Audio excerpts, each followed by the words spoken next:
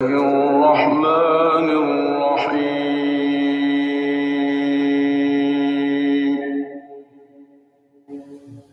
No one answers. It's good. I don't know what you did answer. I'm reading after. إن الذين آمنوا وعملوا الصالحات لهم جنات النعيم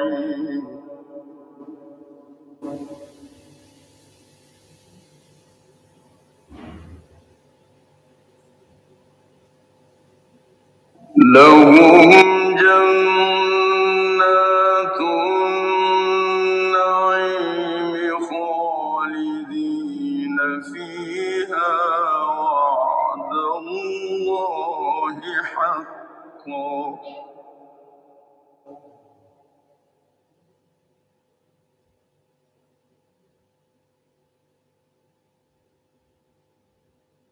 وهو العزيز الحكيم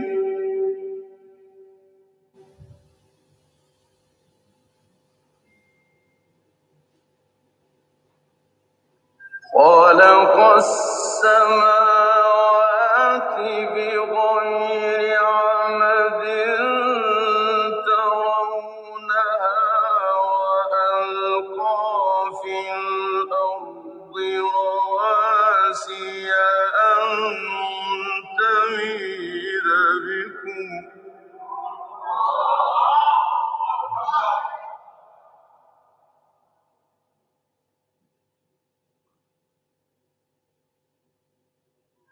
وألقى في الأرض رواسي أن تميد بكم وبث فيها من كل دابة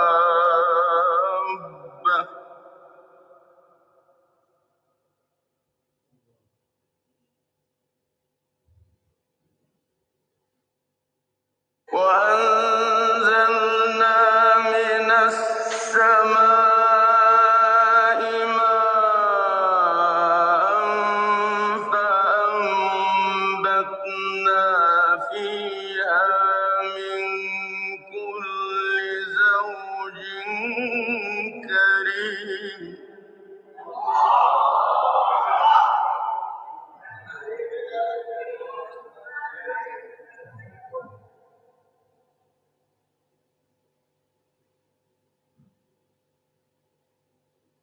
هذا خلق الله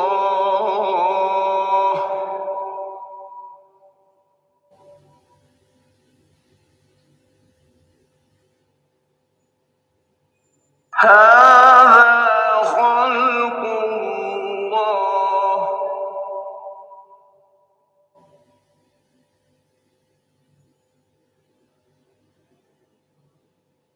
هذا خلق الله فأروني ماذا خلق الذين من دونه بل الظالمون في ضلال مبين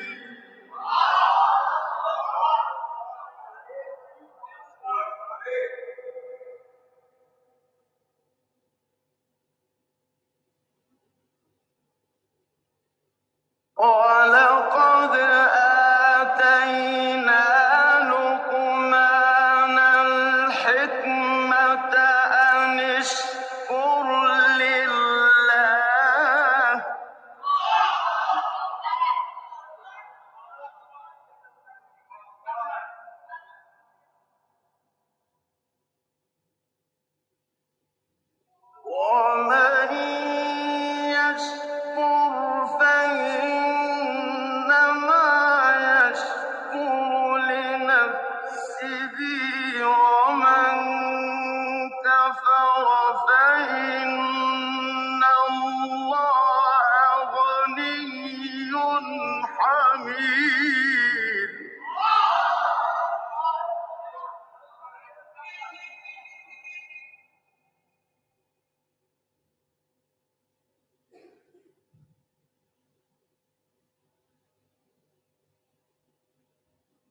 ولقد آتينا لقمان الحكمة أن اشكر لله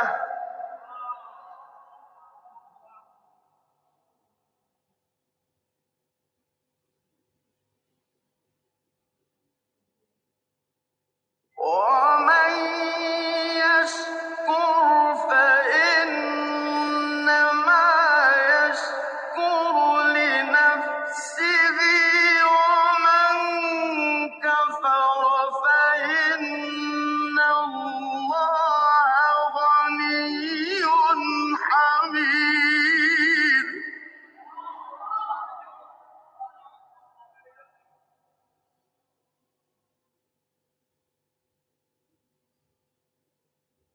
وإذ قال لقمان لابنه وهو يعظه يا بني لا تشرك بالله إن الشرك لظلم عظيم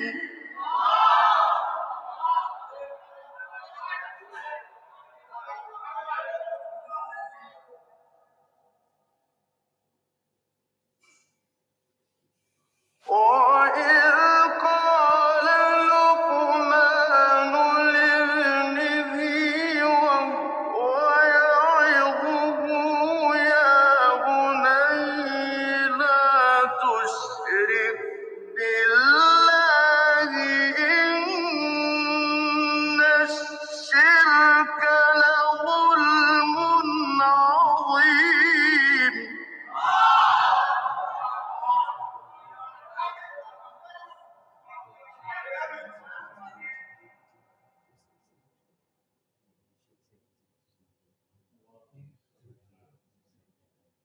ووصينا الإنسان بوالديه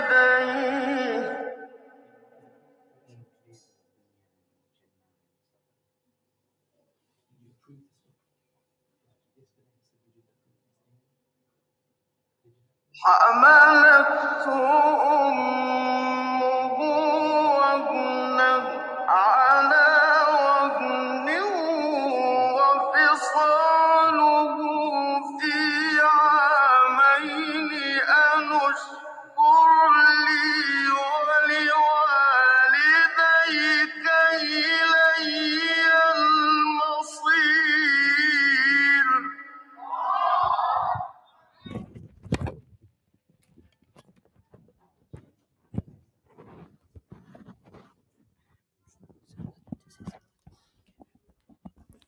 محمد وآل محمد صلوات.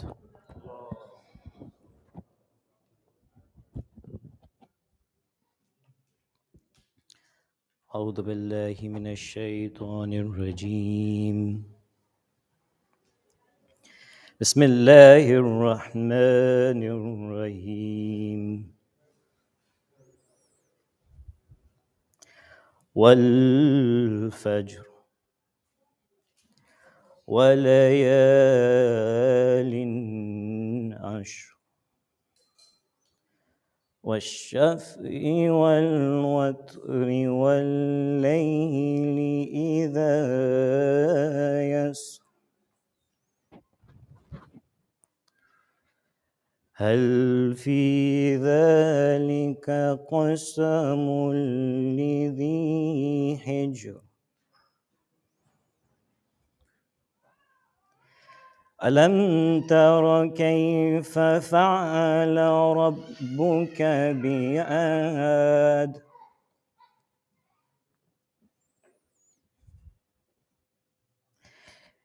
إرم ذات العماد التي لم يخلق مثلها في البلاد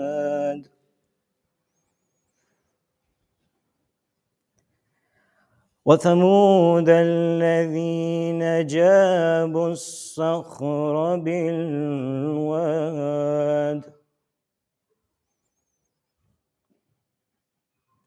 وفرعون ذي الأوتاد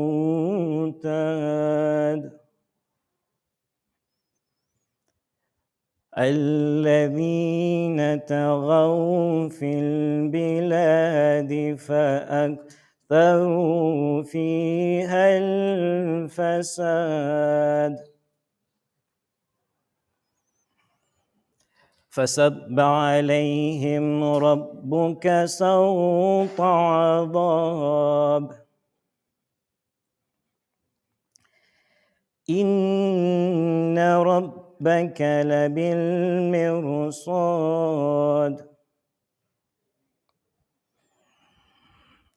فأما الإنسان إذا ما ابتلاه ربه فأكرمه ونعمه فيقول ربي أكرمن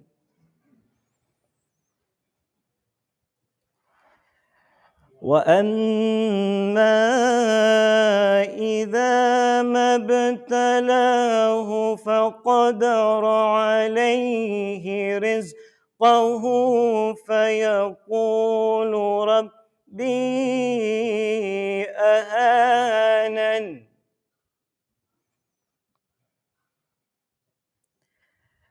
كلا بل لا تكرمون اليتيم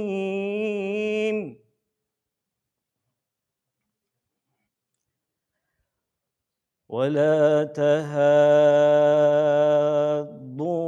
على طعام المسكين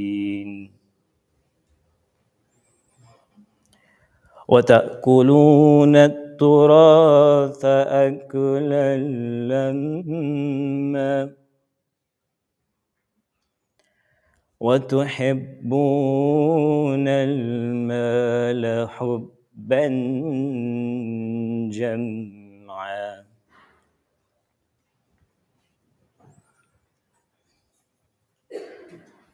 كلا إذا دكت الأرض دكا دكا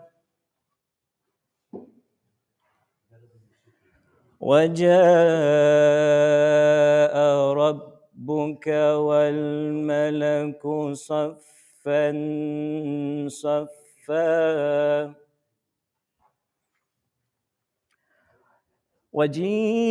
وجيء يومئذ بجهنم يومئذ يتذكر الإنسان وأنى له الذكرى يقول يا ليتني قدمت لحياتي فيومئذ لا يؤذب عذابه أحد ولا يوثق وثاقه أحد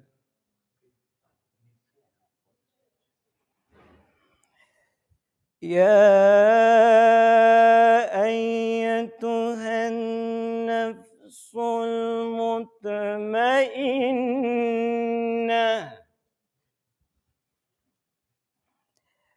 ارجعي إلى ربك راضية مرضية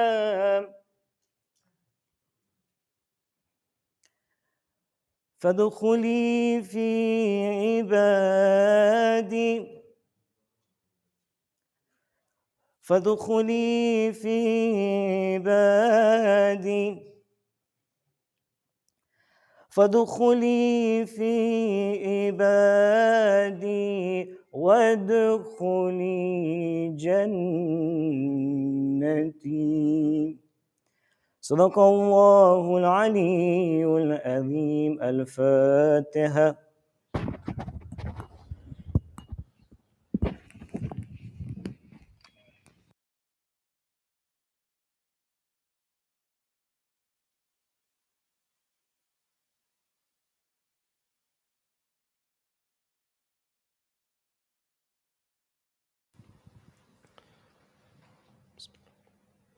Assalamu alaikum wa rahmatullahi wa barakatuh. Thank you for joining us this evening again. If it's your first time, I pray for your good health. We seem to have created some rituals of our own the last few nights. The first of which is me asking you to move, if you're seated on the floor, as far forward as possible, all the way to the front of the steps and reciting a loud salawat. Wow. Salli ala Muhammad. If we can move forward, because I can see tonight we're already filling a lot of the hall, even before we've started. So if we can move as far forward as possible, I'd really appreciate it. Muhammad.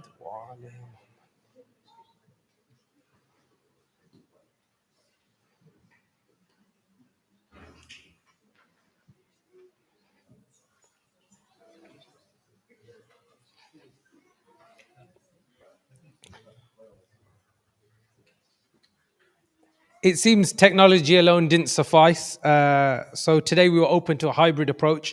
Thank you to Brother Shabir for providing today's recitation. After the lecture, we'll be hearing from Shaykh Mahmood about the Al-Mahdi Institute and how you can get involved in the continued efforts of the Institute. It's still important to mention that there's lots of information on the website, almahdi.edu, and you can grab yourself a prospectus or the latest edition of the Insights magazine from the foyer. As we approach the final few nights, final few lectures in this series, we have a limited opportunity to sponsor the programs, or if you feel inclined to donate to the Institute, donations are welcome and can be made in reception via cash or card.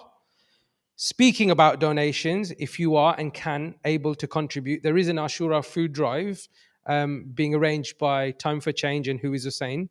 The posters are dotted around the Hawza, and you can actually put your contributions into the plastic containers in the reception. Thank you for organizing that. This year's lecture series is sponsored on behalf of the marhumin whose names are displayed on the TV screen outside of the chapel. Can we please recite Surah Fatiha and observe a moment's silence for these and all other marhumins?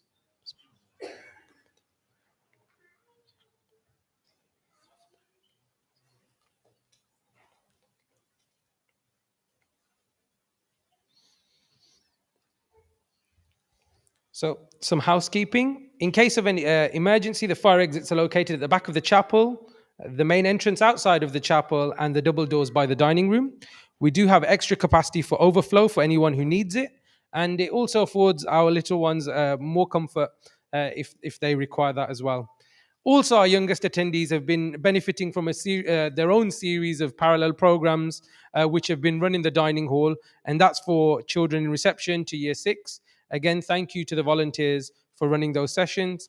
And continue with programming reminders. Tomorrow night's program will start at 7:40 with Dua Kumail, Quran, followed by lecture, Matam, Ziyarat, Salah, and refreshments. And tomorrow there'll be a Q&A at 10:15. If you've missed out on a lecture, please visit our YouTube page. It's really important in this particular series that you do listen to the lectures, all of them. So they are available on YouTube.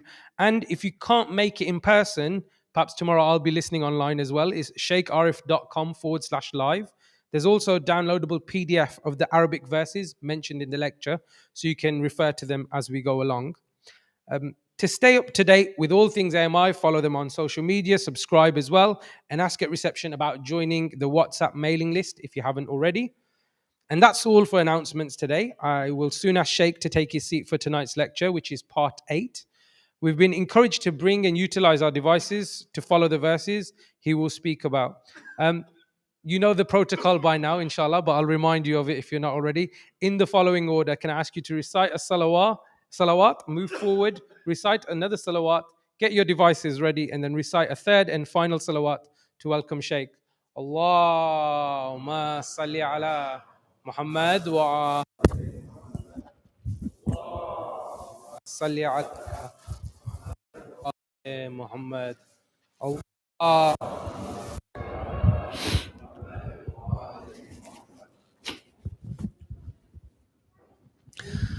رحم الله من قرأ الفاتحة. بسم الله الرحمن الرحيم.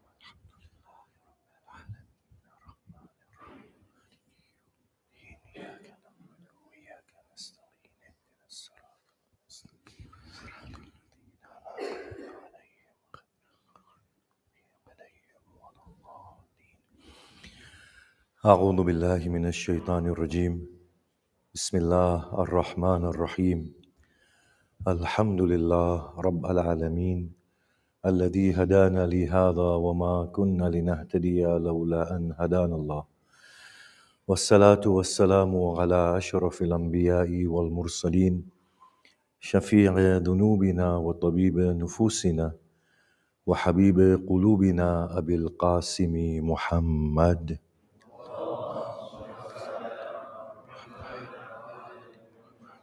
وآله الطيبين الطاهرين المعصومين وأصحابه المنتجبين ومن تبعهم بإحسان إلى قيام يوم الدين. بسم الله الرحمن الرحيم. رب اشرح لي صدري ويسر لي أمري واحلل عقدة من لساني يفقه قولي. أما بعد، السلام عليكم جميعا ورحمة الله وبركاته. أعظم الله أجورنا وأجوركم بمسابنا بأبي عبد الله الحسين عليه الصلاة والسلام. Continuing from yesterday, see, God cannot be oppressive by definition, and the Quran also confirms that. But leave aside definitions in the Quran, our deep intuition will not accept God anything less than the most splendid, most beautiful, most perfect, most needless, most complete. As the Quran says, Ya ayyuhan nas antum fuqara ila Allah wallah ghaniyun anil alameen. Allah is ghani, needless. As the dua says of the Imams, and by the way, the thing that holds us to the true God is the spirituality of the Imams and the spiritual duas of the Imams. I'm talking about those ones that we find are very God-centered, not only in the notion of God, but in the intimate bonding and relationship of an individual with God. Those spiritual literatures of the Imams, they are the truest guide towards understanding God. So now we find this story of God sending us to the world and the ensuing troubles. We said this can't be. It's just not possible. First and foremost, we have to distinguish between the pronouns within the Quran. What does Rabb mean in every context? What does he mean? What does we mean? Is it the royal we? Is it the royal we accompanied with other agencies? It is other agencies. Everything has to be looked at very, very accurately, peeled away at, and then we can see that the speech is ordained by God, but phraseology, rendering it into Arabic, contextualizing it, whose job is that? Who is conveying the message? 3, why is the message conveyed with such a harsh tone? And we want to go towards that right at the end. Inshallah, we will have the time for that.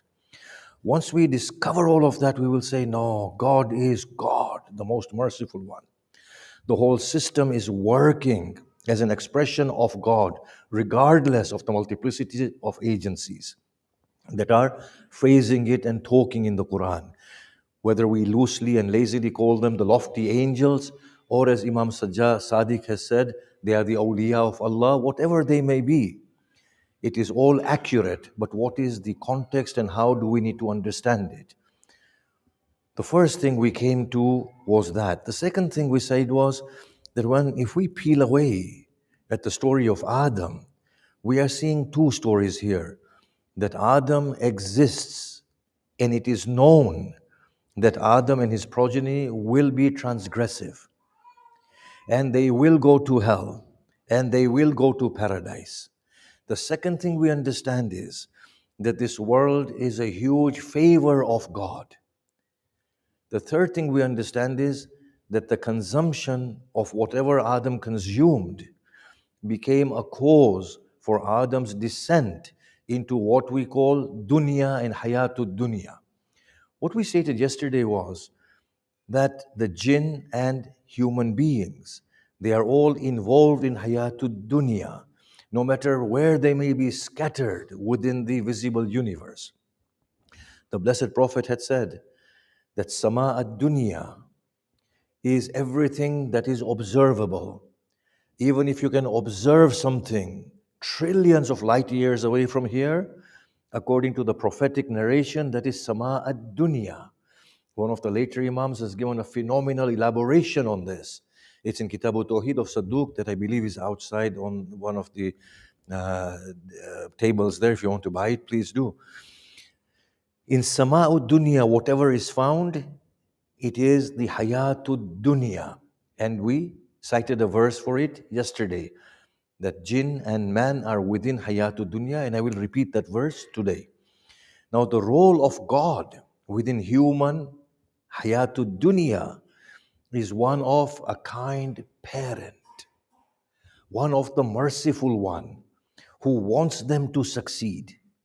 And he wants them to seek from him their release from whatever they've done. So humanity is guilty for something. We had a glimpse of something yesterday. إِلَّا أَن تَكُونَ مَلَكَيْنِ. Either you may become two malak, أو من الخالدين, or ever living. Or the third glimpse we got, وَمُلْكٍ لَا يَبْلَى, a kingdom that will not perish. Those were the things through which Adam was enticed into eating whatever he ate. But even before he ate that, it was already known that him and his progeny will corrupt and cause bloodshed. We need to know that. That is in the past. This is a later date, our Hayatul Dunya. We want to explore the notion of Hayatul Dunya today from the Quran and then build on it. But if you read the Quran, you will find verses. تَكَادُ السَّمَاوَاتِ يَتَفَطَّرْنَ مِنْ فَوْقِهِنَّ وَالْمَلَائِكَةُ يُسَبِّحُونَ بِحَمْدِ رَبِّهِمْ وَيَسْتَغْفِرُونَ لِمَنْ فِي الْأَرْضِ. And the heavens are about to explode, rent asunder from above them. And the angels, these lofty, lofty beings, are doing the tasbih of their Lord, and they are seeking forgiveness for whoever is on the earth, continuous forgiveness for us. You see, something is going on and something has gone on. And even the malaika are sympathetic towards us, those lofty beings. These are not the malaikas who prostrated before Adam. These are the noble ones. And in another verse, وَالَّذِينَ يَحْمِلُونَ الْعَرْشِ, and the people who are carrying the arsh, وَمَنْ حَوْلَهُمْ, and those around them are doing tasbih of the Lord and doing istighfar for humanity. And they're saying, "Oh Allah, save them from the evils of that day, the evil of the day of Qiyamah. And indeed, the one who you have saved, you have indeed favored." So even those malaika are mindful of us. So God is not waiting to drive us into the pits of hell at all. I'm going to give a little analogy here, and then we move into today's talk. You see, the teacher pleads with the student, please study. You only have 4 years. You might think the days and nights and the weeks and the months are unending. You might feel that way now. But trust me, once you hit the age of 30, these 4 years of your education will seem nothing. Don't be deluded by the minute and the hour and the day and the week and the month. They are nothing. They will pass very, very quickly. It's like when we say to children, please take care of your parents. Don't shout back at them. Don't retort. Don't say anything. You will grow up and you will understand that for me to have persevered and been patient was far better for me than to lose this opportunity. And it's only a few days or a few years. That's it. It's nothing. It'll pass quickly. That is the sort of thing that is happening with us. The teacher pleads with the student, please study, please study. Now the student is reckless, doesn't want to study. So what does the teacher do? Puts in a note. Give him another attempt at the exam. Yeah? Let me pass him. Let me do something or other. That is the role of God and us. But the university has made a contract with us that if you fail, you're going to be paying back everything. And if you don't actualize knowledge potential inside yourself, you will not end up with a good career. Although I'm giving old examples now, there is no more bias anymore in our world, and there shouldn't be. Whether somebody passes or fails, everybody has got a perfectly phenomenal use in the society and communities. I'm just giving a crude example. But if we haven't actualized the knowledge potential, then we will not get the sort of lifestyle that we are yearning for. Now, what can the teacher do? The teacher can plead for more and more chances. But the university will say, look, after 10 years, he has not passed, he has to go out now, unqualified. Can you see that? That is our story in this world. A very crude type of an analogy. The instructor is saying, pass them, give them another chance. The university is saying, well, he hasn't actualized the knowledge potential. But the question with our instructor and our university pact is such that the university dean is saying, these are very crude examples, and we'll show this from the Quran. Stay in hell, that's where you belong, unless God wishes otherwise. See how many Quranic verses are saying this. Stay in there forever, unless God wishes otherwise.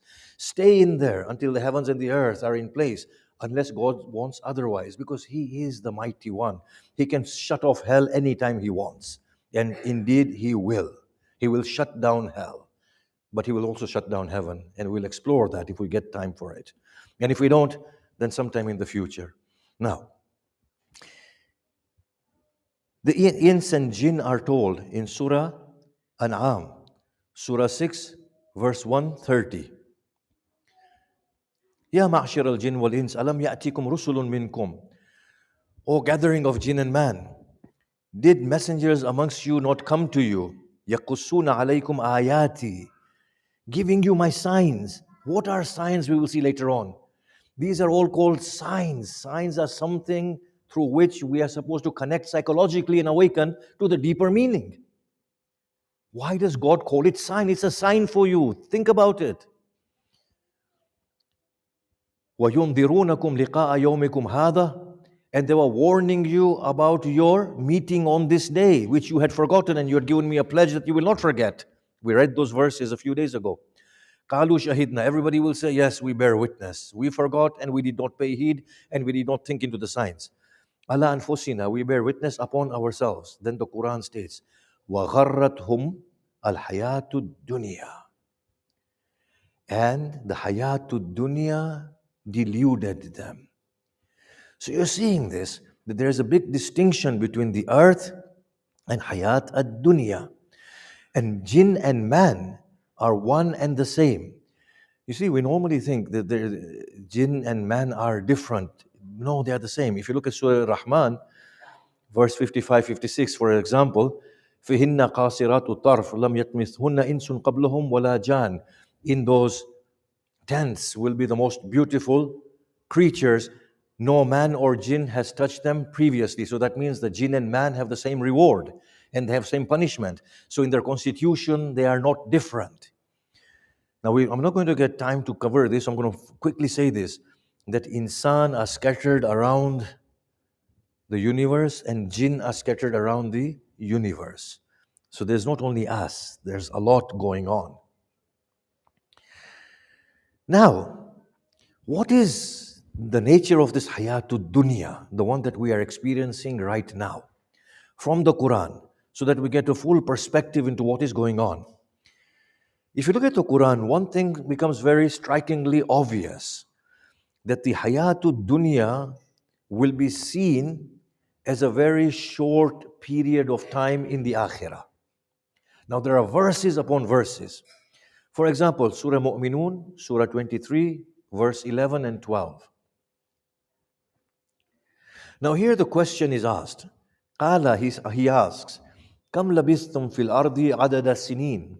How long did you stay upon the earth in terms of number of years? Qalu, they will respond, Labithna yawman aw ba'da yawmin fas'alil adin. We stayed therein a day or a portion of a day. Ask those who keep record. That is how small the hayatud dunya will seem in the akhirah. Then, Surah Yunus, Surah 10, verse 45.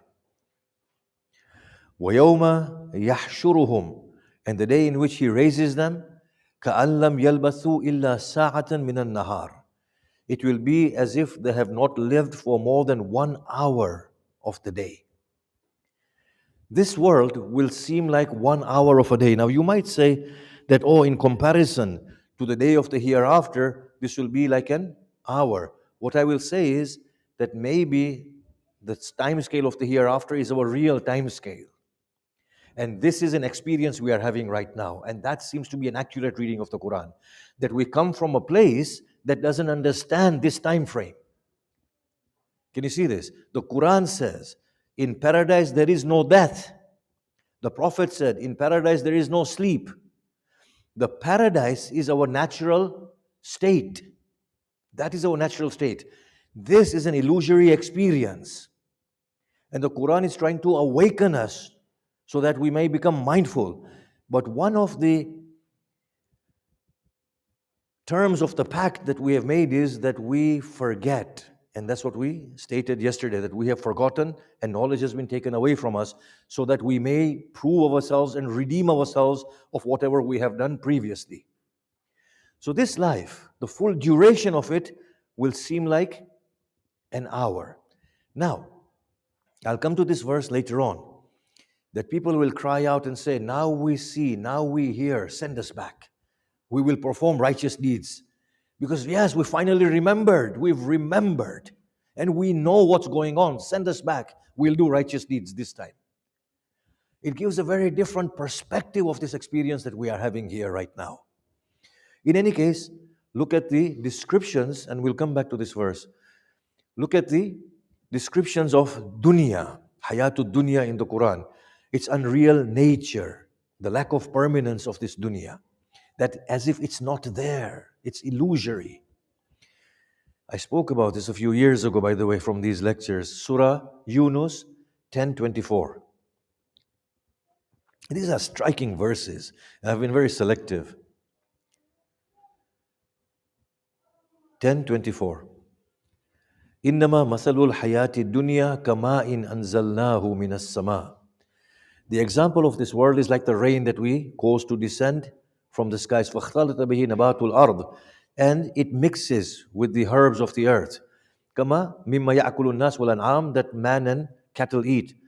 حَتَّى إِذَا أَخَذَتِ الْأَرْض زُخْرُفُهَا وَزَيَّنَتْ, until the time comes when the earth beautifies itself and embellishes itself with crop. وَظَنَّ أَهْلُهَا أَنَّهُمْ قَادِرُونَ عَلَيْهَا, and the farmers and the people say, yes, we've got such a big harvest, we can take whatever we want. أَتَاهَا أَمْرُنَا لَيْلًا أَوْ نَهَارًا, our command comes to it at night or in the day. فَجَعَلْنَاهَا حَصِيدًا, and we mow it all together, we take it all away. كَأَنْ لَمْ تَغْنِي بِالْأَمْسِ, as if it wasn't there at all. كَذَلِكَ نُفَصِّلُ الْآيَاتِ لِقَوْمٍ يَتَفَكَّرُونَ. In this way, we give the signs for the people who think. So what this verse is saying is that hayatud dunya is unreal. You will amass things. You will feel you have some control over it. There is permanence to it. God sends His decisive decree and everything is taken away, as if there wasn't anything. It's not there. It just isn't there. And if you look at the parables and the analogies that God is giving, He's always talking about sama, sending rain. And we will see tomorrow the host of verses connecting the earth with sama. That everything is being projected here, it is not really here. You are deluded. There is something else going on. In any case, Surah Kahf 18:45.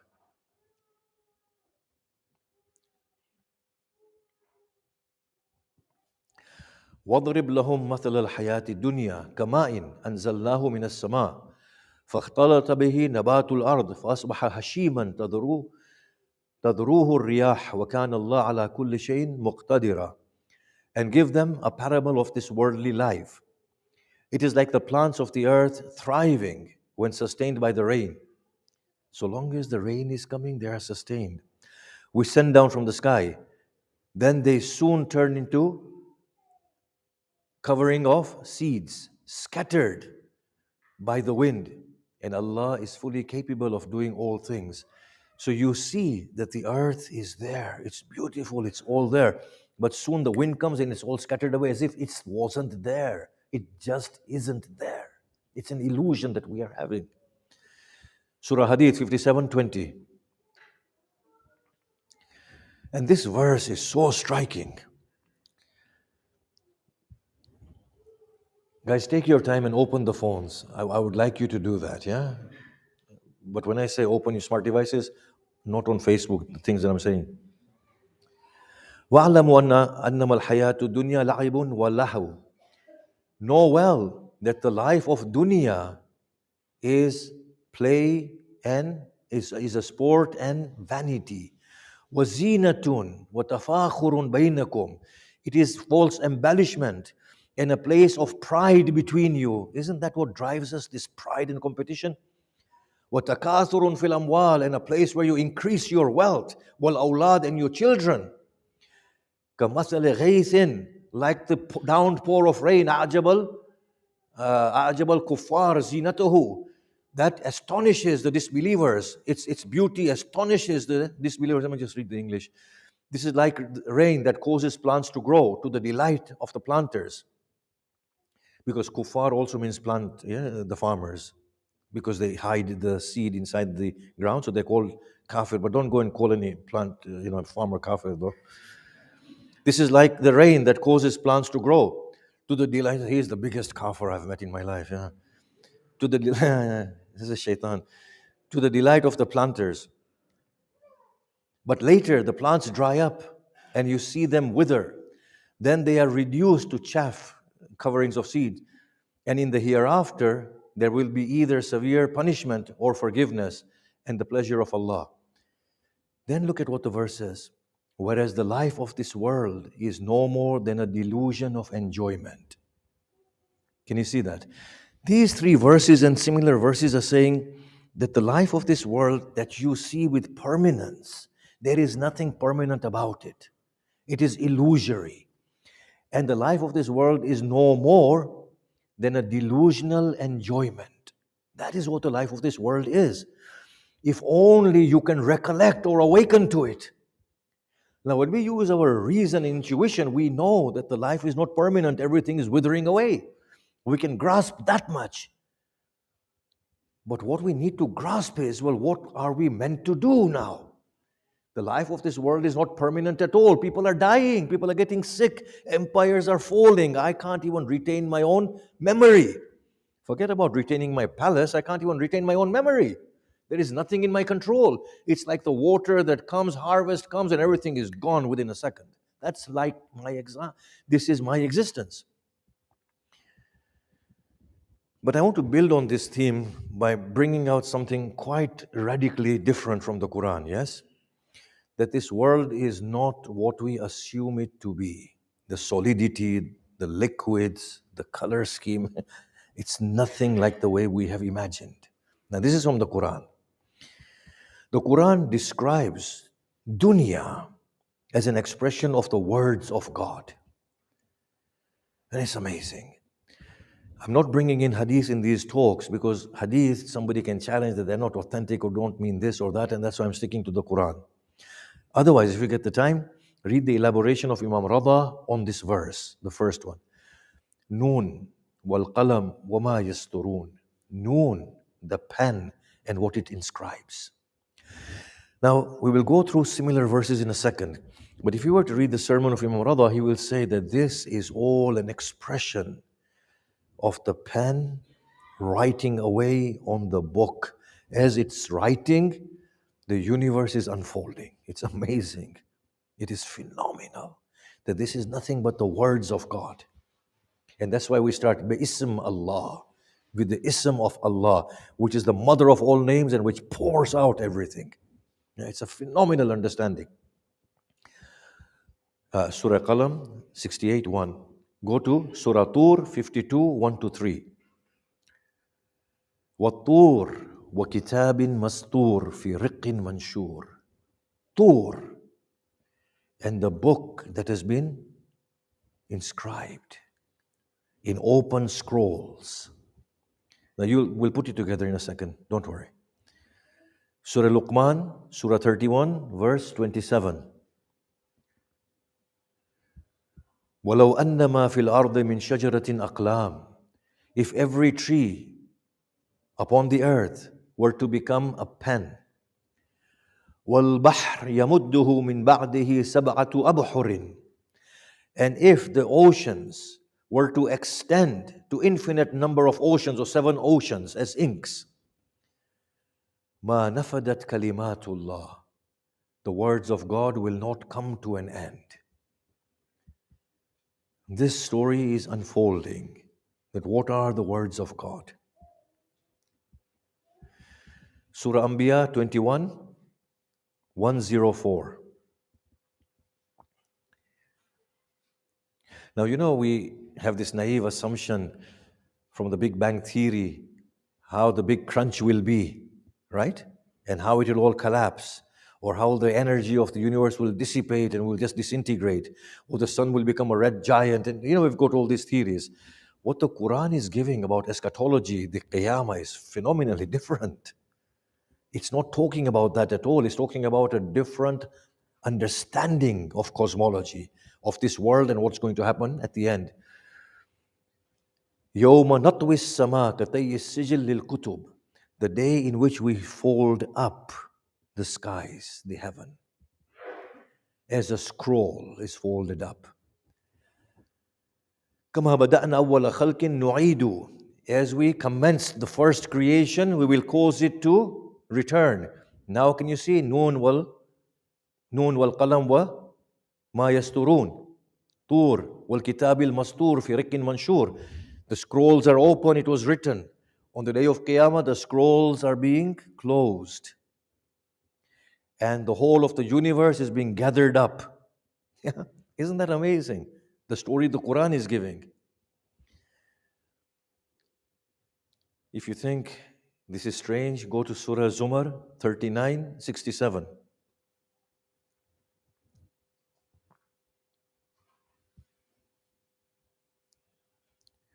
وَمَا قَدَرُ اللَّهَ حَقَّ قَدْرِهِ. They have not given God His worth. وَالْأَرْضُ جَمِيعًا قَبْضَتُهُ يَوْمَ الْقِيَامَةِ. The earth, it will be held on the day of Qiyamah. وَالسَّمَاوَاتِ. And the heavens, مَطْوِيَاتٌ بِيَمِينِهِ, will be folded up in His right hand. The heavens will be folded up in His right hand. Can you see that? It's like a scroll being held. Surah Takwir 81, verses 1 and 2.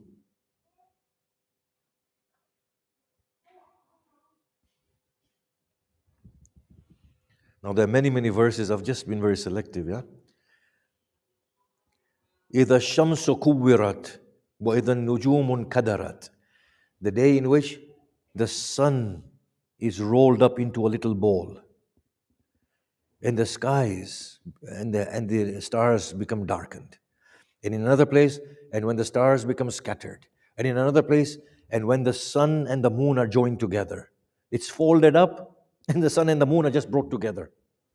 Isn't that amazing? The sort of cosmology and eschatology the Quran is describing. Surah Haqqah 69, 16.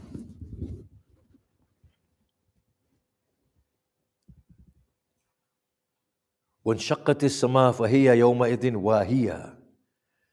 The heaven will rent asunder, and it will appear frail. It doesn't have any balance, it's frail. Again, all of these word choices and expressions are talking about a sheet of paper that becomes frail when it's being folded up, right? So these are this genre of verses that are talking about Hayatul Dunya, that it's an illusory experience, it's not real, it's been kept alive. There is nothing there that has any permanence. Second set of verses are saying these are all words of God that are animated, that are in play. Yeah? Now look at the third set of verses. The affair of the hour is nothing but like the blinking of an eye.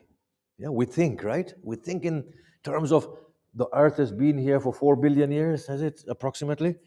And is going to remain for another 4 billion years. But this 4 plus 4, 8 billion years, whatever it might be, or the Big Bang, 13 billion or 25 billion, whatever figure we set to it, it's so illusory. Surah Nahl, Surah 16, verse 77.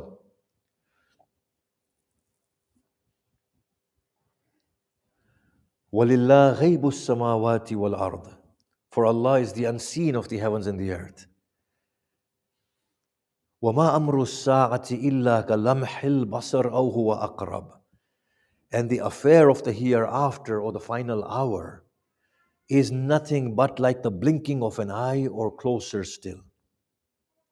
Can you see that? It's like the blinking of an eye. It is there. It's already there.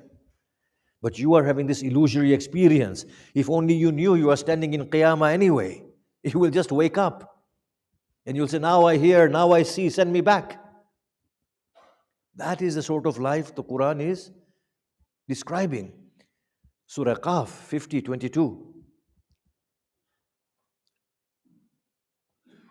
On the day of Qiyamah, this is what you will be told. لَقَدْ كُنْتَ فِي غَفْلَةٍ مِّنْ هَذَا. You are unaware and heedless of this. فَكَشَفْنَا عَنْكَ غِطَاءَكَ. We have taken away the veil from you. فَبَصَرُكَ الْيَوْمَ حَدِيدٌ. Your sight is as sharp as a blade. Now you see it all. There was a veil placed upon you under the influence of the pact that we made. You made a pact that you get a chance and you make amends and you do good. You wasted that 60, 70, 80, 90, 100 years of your life. Now the veil is removed and you're saying, oh my God, now I remember everything. Remember the verse that you just read? يَوْمَ يَتَذَكَّرَ الْإِنسَانُ وَأَنَّ لَهُ ذِكْرًا. The day in which man finally remembers, but of what use will his remembrance be? يَقُول, he will lament, and in anguish and despair say, يَا لَيْتَنِي قَدَّمْتُ لِحَيَاتِي. If only I would have sent something forth for my life. Can you see that? So that day the veil is peeled, the illusion wears off, and we see the reality. النَّاسُ نِيَامٌ فَإِذَا مَاتُوا انْتَبَهُوا, Imam Ali said. People are asleep. When they die, they actually become attentive and awake. When they die, they actually begin to open their eyes. We say people have died and it's gone away. No, they have woken up. We are still asleep.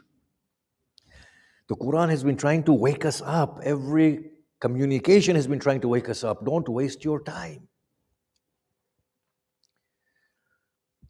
And that verse that I promised earlier on that we're going to do is Sajda 32:12.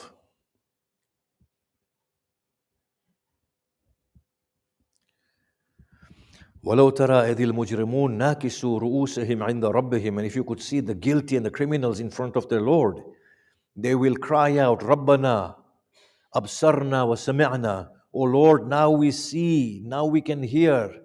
فَارْجَعْنَا نَعْمَلْ صَالِحًا إِنَّا مُوقِنُونَ. Return us, we will commit righteous deeds. We have surety and certainty now. But that is when the veil is peeled off. Today is the time of the veil. And that too is because we have done something. We have a few more minutes. So, what is our task in this world? According to the Quran, is to awaken. The verses are called ayat. Ayat are signs to awaken us. Now, if you were to look at Surah Al Imran, Surah 3, verses 190, 194, we find descriptions of the people who are awakening and who are understanding what is happening. These are phenomenal verses. إِنَّ فِي خَلْقِ السَّمَاوَاتِ وَالْأَرْضِ وَاخْتِلَافِ اللَّيْلِ وَالنَّهَارِ لَآيَاتٍ لِأُولِي الْأَلْبَابِ. In the creation of the heavens and the earth and the changing of the night and day are signs for the people who can think. الَّذِينَ يَذْكُرُونَ اللَّهَ قِيَامًا وَقُعُودًا وَعَلَى جُنُوبِهِمْ. The people who remember God standing, sitting and on their side. وَيَتَفَكَّرُونَ فِي خَلْقِ السَّمَاوَاتِ وَالْأَرْضِ. And who reflect on the creation of the heavens and the earth. Rabbana. And suddenly there is a moment of awakening in their souls. And they exclaim, رَبَّنَا مَا خَلَقْتَ هَذَا بَاطِلًا. O Lord, you have not created any of it in vain. But what does that require? That requires us to move away from our busy lifestyles. Be less preoccupied here. Remember God and reflect, to go back within, so that that intuition can be sharpened and you can exclaim.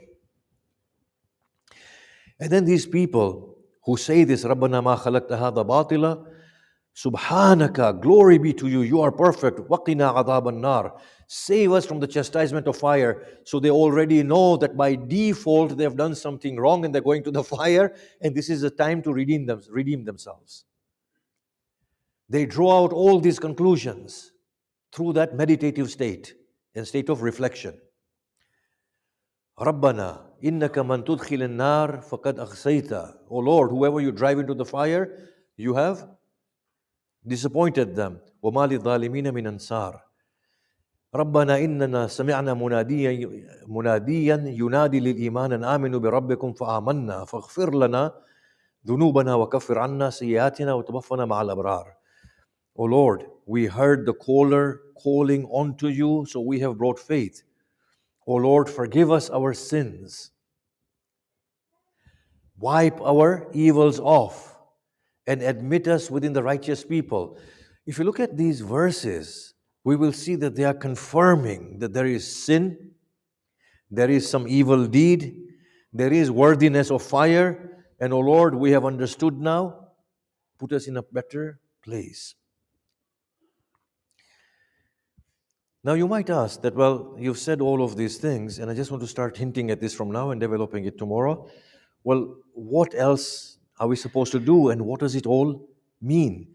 If you turn to Surah Hadid, Surah 57, verses 22 and 23. If you look at this verse, it actually tells us how to lead a life, proper life within Hayatud Dunya. ما أصاب من مصيبة في الأرض ولا في أنفسكم إلا في كتاب من قبل أن نبرأها. There is no tribulation that will befall you within the earth or within your souls, but that it has already been prescribed within a book before we initiated the earth and your lives. It's already been written, it's been destined, all of it has been destined. What is the end goal? لَكَيْ لَا تَأْسُوا عَلَى مَا فَاتَكُمْ وَلَا تَفْرَحُوا بِمَا آتَاكُمْ. The end goal is that you should not grieve on what leaves you, and you should not become overjoyed at what He has given you. Your inner state should remain oblivious to the changing dynamics of this world. You need to work yourself back to Allah subhanahu wa ta'ala. That's what you need to do. These things will happen. Your task is to grow through these experiences. Experience loss, experience pain, experience defeat. But in that, the inner being is supposed to be sharpened, detached from everything, and grow towards God. We will see that the Quran is not concerned about the amount of rakat we pray, amount of fasts we fast. It's not concerned about anything. It's concerned about what happens inside there. See, I find speakers objecting and they say, well, he says Christians and Jews and Hindus and Buddhists and everybody will go to paradise. And that's my sincere prayer that I hope they all go to paradise and inshallah they take me with them. Yeah, I hope a Hindu and a Buddhist go to paradise and say, Allah forgive this poor soul. He was sinful, and the Hindus and the Buddhists take me into paradise with them. Yeah, with their pure intentions and hearts. When I say this, the Muslims get annoyed and they get angered and they say, I fasted for 20 hours. And if a Hindu and a Christian and a Buddhist who haven't fasted at all go into paradise, then why have I fasted for 20 hours? Allah, I deserve paradise because I fasted for 20 hours. Now, that's the God that they worship. That's the God that they worship. The God that keeps you hungry. The God that wants you to say 100 rakat namaz in Ramadan without knowing what you're doing. And the God of the Quran says, إِنَّ الَّذِينَ آمَنُوا وَالَّذِينَ هَادُوا وَالنَّصَارَى وَالصَّابِئِينَ. All of these people, whoever gets directed to God and does righteous deeds, I will give them paradise. What are righteous deeds? Righteous deeds are not all these things that we have understood. Abdul Rahman ibn Muljim was one of the best reciters of the Quran. He assassinated Amir al-Mu'mineen. The people in Karbala used to pray and fast. They killed Imam Hussein. Many Sahaba who enjoyed the companionship of the Prophet signed the death warrant of Imam Hussein in Karbala. Allah is not concerned about these namazes. I'm going to tell us to pray namaz, but pray a proper namaz, right? But don't pray 20 rakat. Pray the 4 that Allah has said. Just pray those 4, that's fine. Yeah? What Allah is interested here is the inner being and the growth of the inner being. I'm going to just recite that one verse and then we move on. If you look at verse Surah Ibrahim 14:18.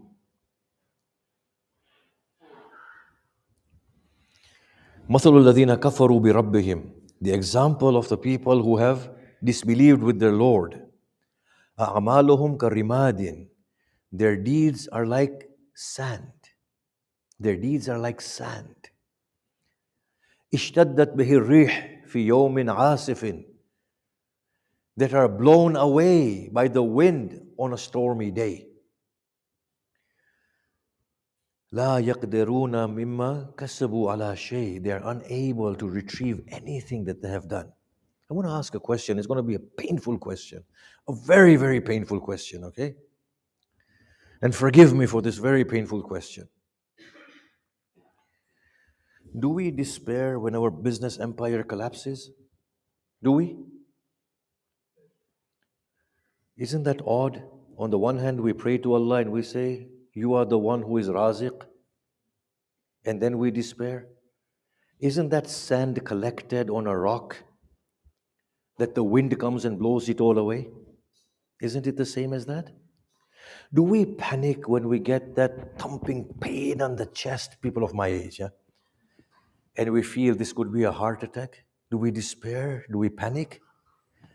We pray to God. We say, I come to you, inna lillahi wa inna ilayhi raji'un, and then now we are afraid. Isn't that sand collected on a rock? Where have your thousands of, I ask myself, where have your thousands of rakat gone?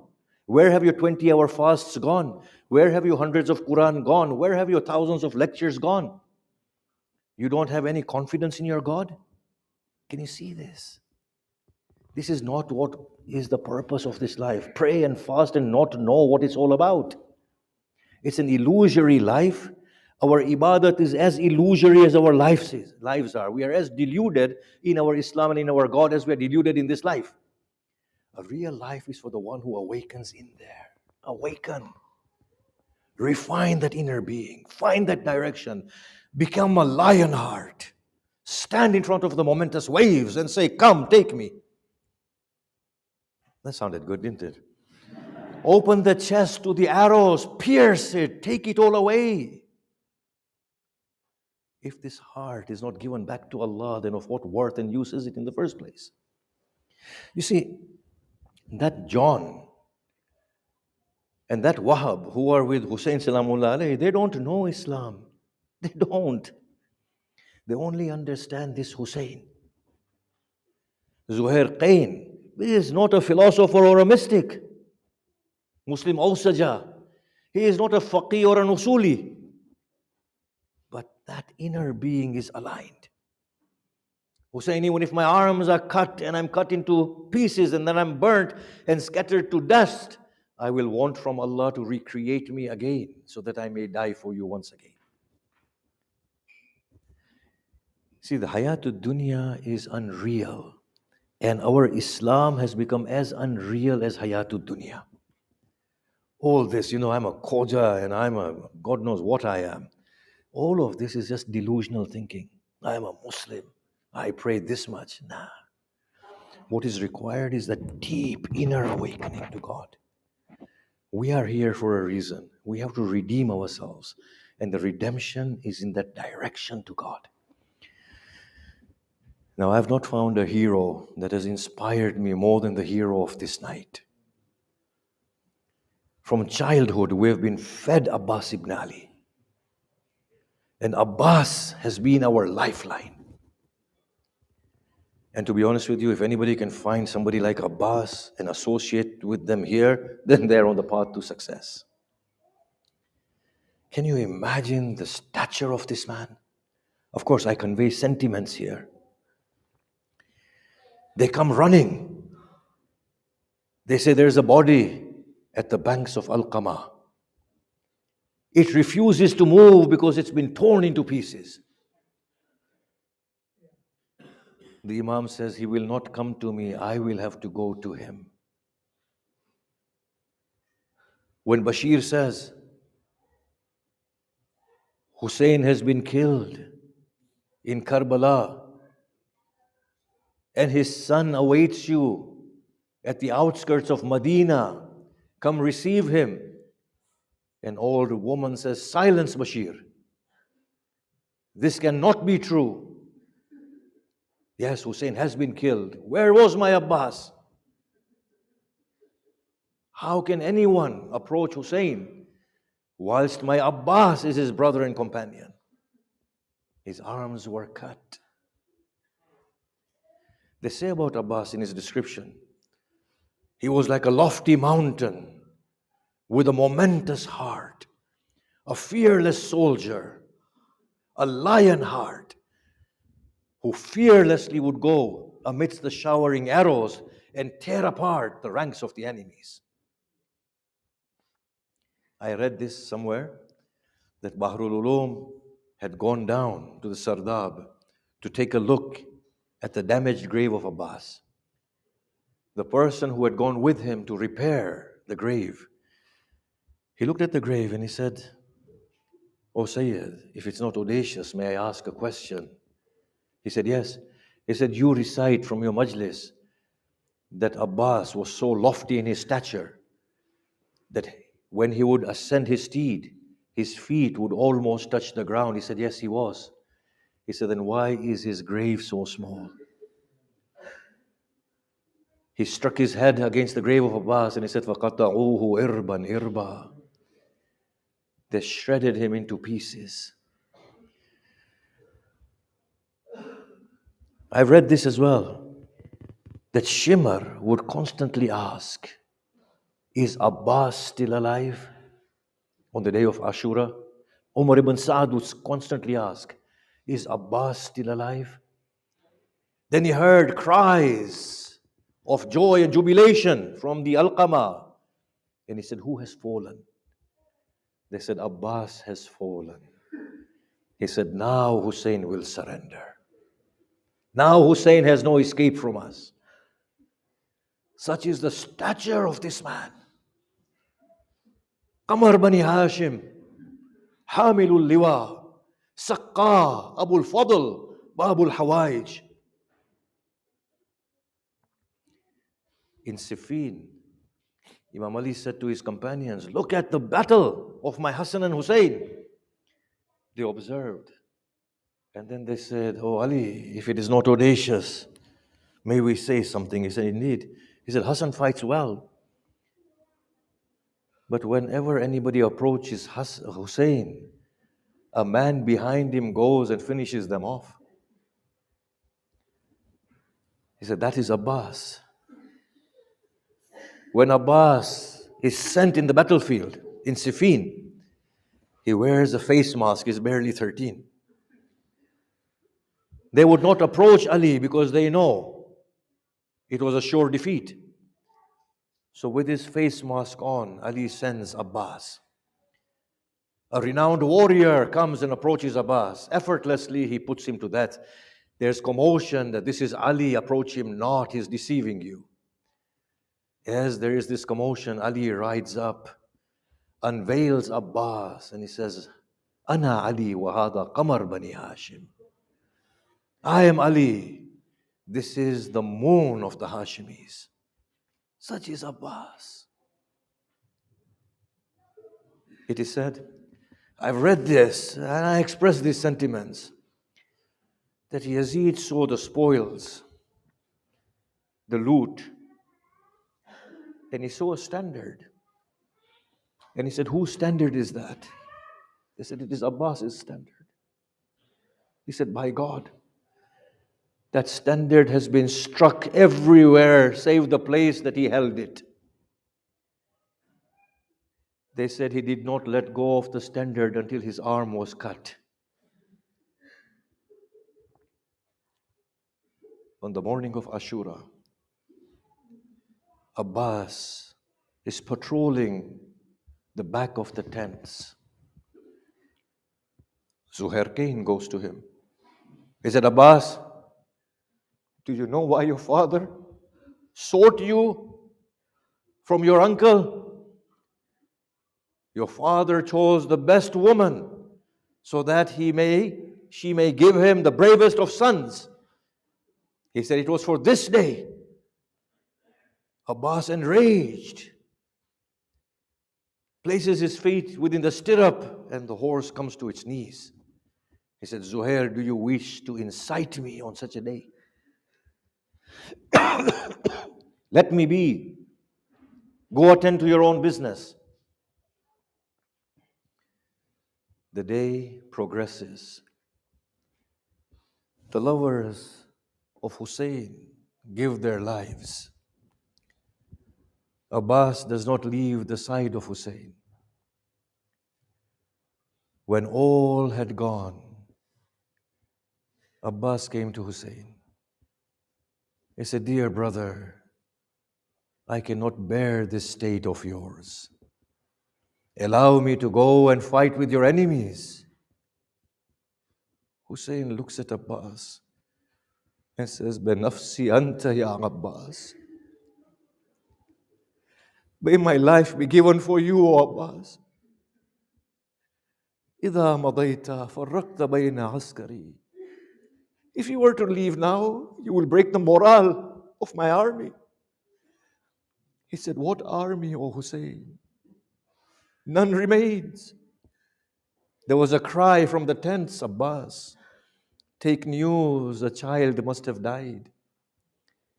Abbas comes and he sees the little children rubbing the water skins upon their bellies, lamenting from thirst. He says, I will bring you water, O children, despair not. He comes to Hussein, brother, allow me to fetch back some water for them. And Hussein knew very well. He looked into the eyes of Abbas, despairingly knowing that he will not see his brother again. Abbas kissed the forehead of Hussein, looked to the sky and made a prayer. Hussein rode with Abbas. The enemies attacked and wounded Hussein. Abbas looked back and said, Hussein, retreat to the tents. Abbas went on. There was a blockade. Abbas removed the blockade. He entered within the Al-Qamah. And this is Abbas. He cupped the water in his hand, drew it to his face, and he said, oh soul, life is not worthy for you to live after Hussein. Hussein is thirsty. Shall you drink of the cold water? In a rage, he throws the water and says, Ma hada fi'alu dini. Nay, Abbas's religion does not allow him to do such a thing. He fills the water skin, comes out of the Euphrates, fights the enemies. Someone hides behind the tree, strikes at Abbas's right arm. As his arm is severed from his body, he says, they have cut my right arm, but I will not cease to defend my Hussein. Abbas fights with them, holds the standard. His left arm is severed. At this point, we are told that as the standard falls, Hussein says, Alan inkasara dhahri wa qallat hilati. Abbas grabs the water skin with his teeth and makes his direction towards the tents. As the arrows are released, the water skin is pierced and an arrow goes into his blessed eye. Abbas stops his steed. An iron mace is struck upon his blessed head. Abbas falls upon his horse. The horse, bewildered, goes into a direction. As Abbas falls, they attack him from all directions. Hussein comes upon Zuljana to his Abbas. I know the time is over, but bear with me. Zuljana stops. Hussein says, Zuljana, have you found my Abbas? Hussein descends. He does not find his Abbas, but finds the severed arms of Abbas. Then he walks over to Abbas, sees his lion trembling and breathing his last. He lifts the head of Abbas and places it into his lap. Abbas says, oh man, wait for a while, allow my brother to come to me. It is I, your brother. Hussein cleanses his face from the dust and the wound. Abbas's eyes fill with tears. What brings grief to your soul, dear Abbas?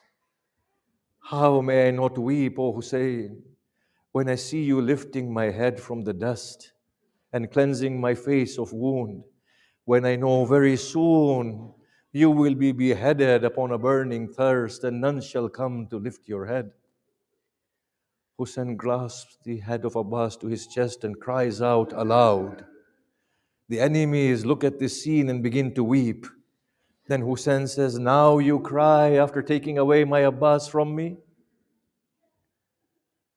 Hussein attempts to lift Abbas. Abbas says, what do you intend to do, brother? I wish to take you back. Let me be, oh brother. I promised your child to bring back some water, and I failed in my promise. Abbas breathes his last. Defeated, Hussein goes back. Zainab comes running to him. Oh brother, where is my Abbas? He has lost his life at the Alqamah. Why did you not bring him back? Your brother has been torn in so many pieces that I couldn't carry him. She slaps her face and says, Wa Abbasa, wa qillata nasara. Matam Hussein.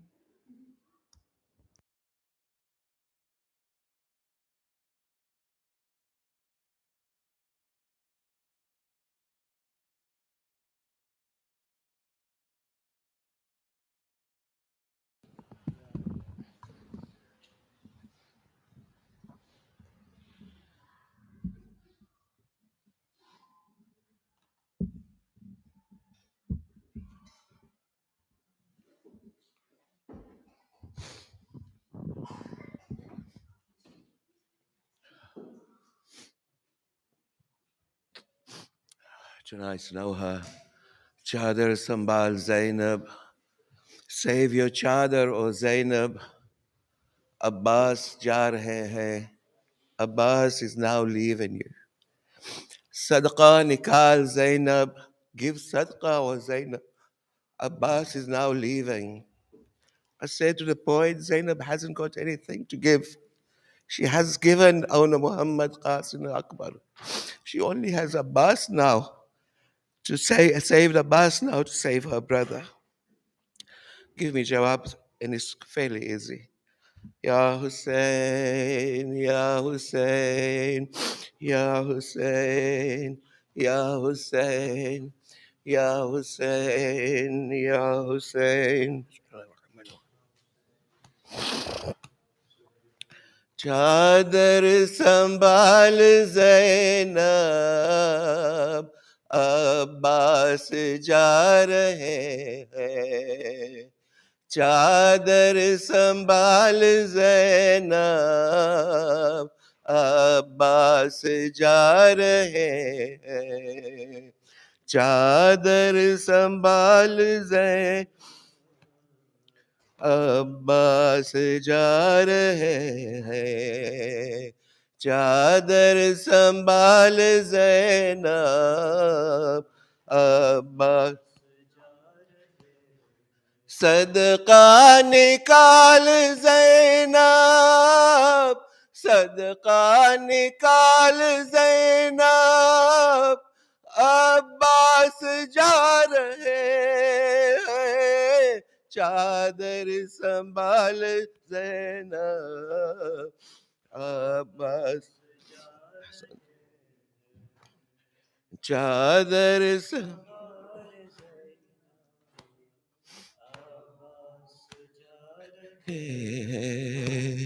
चादर छीनेगी जिस दम तब कौन पास होगा, कैदी बनेंगे जब हम तब कौन पास होगा। मत कर सवाल ज़ैनब अब्बास जा रहे हैं, चादर संभाल ज़ैनब है, चादर संभाल से जा रहे हैं।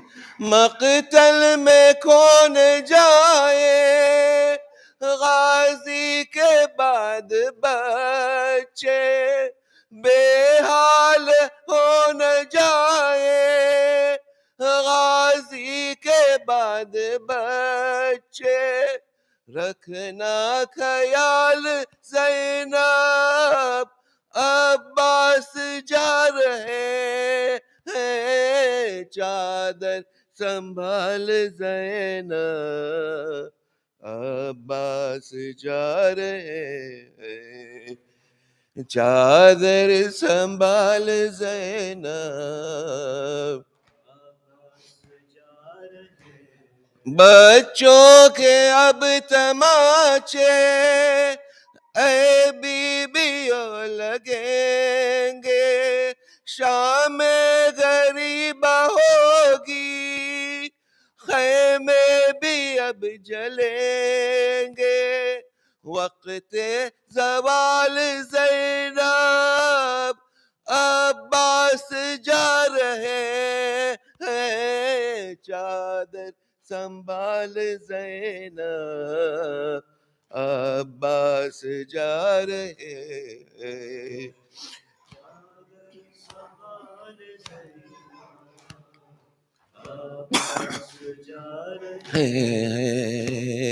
शहर रह गए हैं तन्हा, कोई नहीं है ज़ैनब, गाजी के बाद शेखा कोई नहीं है ज़ैनब, शह का ख्याल ज़ैनब अब्बास जा रहे हैं, चादर संभाल ज़ैनब अब्बास जा रहे, चादर संभाल ज़ैनब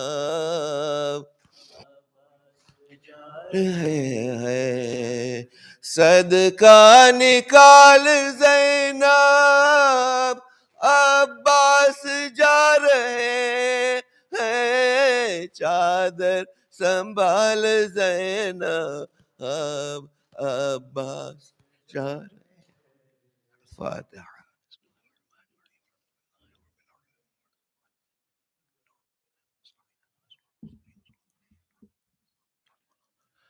अस्सलामु अलैका या नबी अल्लाह, अस्सलामु अलैका या रसूल अल्लाह, अस्सलामु अलैका या अमीर अल-मुअमिनीन, अस्सलामु अलैका या फातिमत अज़-ज़हरा सय्यदती निसाइल आलमीन, अस्सलामु अलैका या खदीजत अल-कुबरा उम्मुल मुअमिनीन, अस्सलामु अलैका या अय्युहल हसनुल मुज्तबा, अस्सलामु अलैका या अबा अब्दिल्लाह वअला अल-अरवाह अल्लती हल्लत बिफनाइक वअनाखत बिरहलिक अलैका मिन्नी जमीअन सलामुल्लाहि अबदन मा बक़ीत व बक़ियल लैलु वन्नहार वला जअलहु अल्लाहु आखिरल अहदि Minni लिज़ियारतिकुम।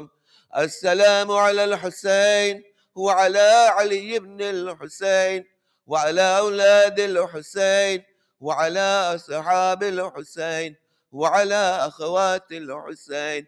السلام عليكم يا شهداء كربلاء وأسراء كربلاء جميعا ورحمة الله وبركاته. السلام عليك يا مولى ابن مولى، السلام عليك يا غريب الغرباء. السلطان أبا الحسن مولانا علي بن موسى الرضا، كن شفيعنا وشفيع والدينا في يوم الجزاء. سلام الله وعلى آبائك السبعة وأبنائك الأربعة وعلى أختك فاطمة المعصومة جميعا ورحمة الله وبركاته. السلام عليك يا حجة الله يا ابن الحسن، يا صاحب العصر والزمان، سيدي الأمان الأمان الأمان من فتنة الزمان. السلام عليك يا خليفة الرحمن، السلام عليك يا شريك القرآن، السلام عليك يا كعبة الإيمان، السلام عليك يا إمامي وإمام الإنس والجان. أجر الله تعالى فرجك وسحل الله مخرجك واجعلنا من آمانك وأنصارك والمستشهدين بين يديك. السلام عليكم يا أهل بيت النبوة جميعا ورحمة الله وبركاته. الفاتحة مع الصلوات.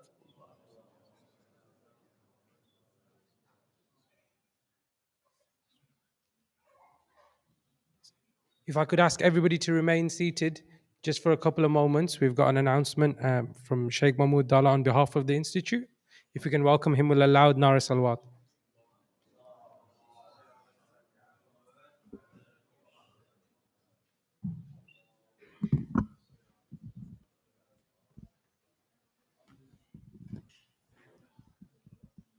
بسم الله الرحمن الرحيم. السلام عليكم جميعا ورحمة الله وبركاته.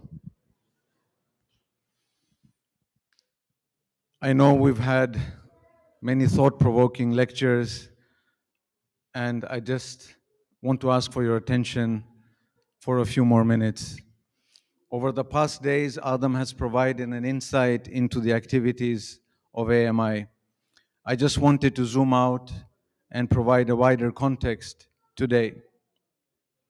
I want you to pay attention, please, and listen carefully, just for a few minutes. If we look back some generations ago in the 1870s, the setting was very different. And the family names that we still carry today is a proof of this. At that time, our forefathers interacted with new information and knowledge, much like how the people of Mecca and Medina interacted with the Prophet and his message. This interaction led to a critical intersection which led to a profound transformation and a new understanding, and resulted in molding and shaping of the identity of our forefathers, which not only impacted their understanding of God, faith, society, and the hereafter, but also crucially their day-to-day life. And consequently, to a great extent, as a result of that, we are who we are today. In the same way, if we ask ourselves, what has and continues to shape you and I today? The context has transformed greatly from that time, where now Europe and America are home to nearly 30 million Muslims. And even so, where the rest of the Muslims, nearly 2 billion in some way or form, are shaped by what happens in the West. Arguably, we are at a very critical intersection today with significant challenges facing us, particularly the younger generation, such as identities and changing norms in society, a spiritual thirst, technological disruptions, increasing inequality of wealth and income, conflict, war, medicine, bioethics, mitigating environmental and ecological damage, just to name a few. We can see that these issues are beyond the scope for madrasa education, which for most is where religious education ends.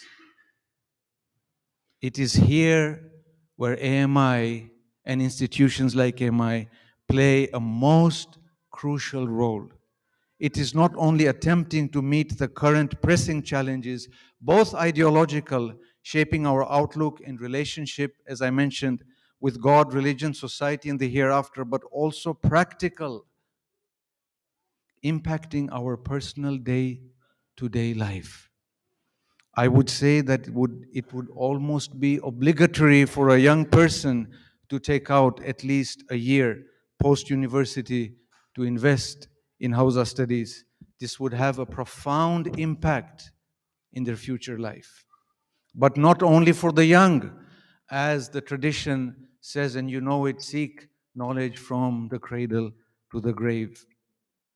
In the past few years, AMI has had 6 master's graduate students from the University of Birmingham with the mutual collaboration that it has, while 5 are currently undertaking their masters, and some will be continuing to do their doctorates and continue to contribute meaningfully to their communities and societies.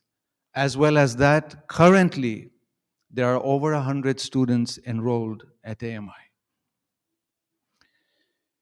Tonight, we will also open the doors to the AMI Library after the Salah, which proudly hosts one of the largest collections of Shia literature in Europe with over 20,000 titles.